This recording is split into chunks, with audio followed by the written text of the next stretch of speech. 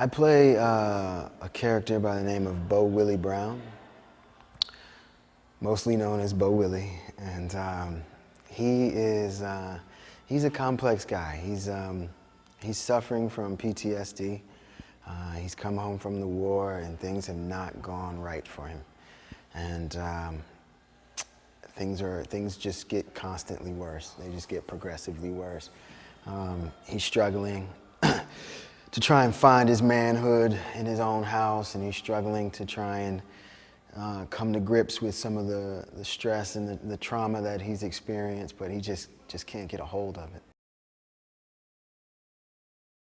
What made me first want to do the project was probably the combination of the play itself and the cast. You know, before I even read the script, I was interested just based off of who the cast members were. And so once I read the script, I was like, wow. I genuinely love the adaptation of the play, so I was pretty excited.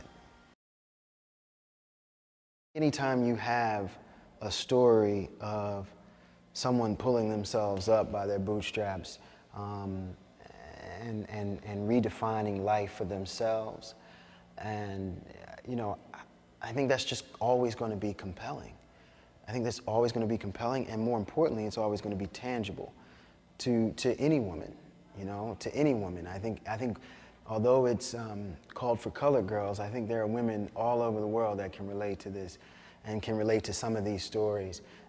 Because a lot of the stories, a lot of the things that go wrong are human stories, and they're not just specific to colored girls. But I think, you know, it's the colored girls in this particular play, or the colored girls in this particular film, who really bring to life what is considered inner beauty. Working with Kimberly Elise was probably one of the most interesting, exceptional, and passionate work experiences I've ever had. She is, it was nice to spend hours and hours with her, just me and her, just talking about how we were going to do this, where we're coming from, how we can help each other. This is by far the most demanding film of cultural significance that I've had to do. And it was the biggest challenge to take someone who is completely unlikable in this play and try and humanize them. And you know, fortunately, with the support of Tyler and Kimberly and Carrie, I mean, and the crew, everybody was just so supportive in trying to help me make it work.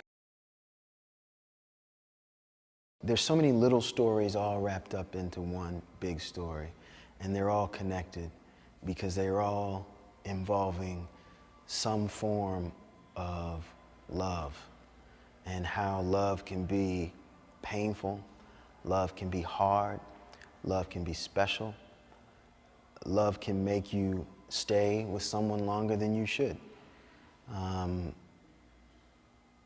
There's no drama in perfection. And I think there's not a perfect relationship in this entire piece.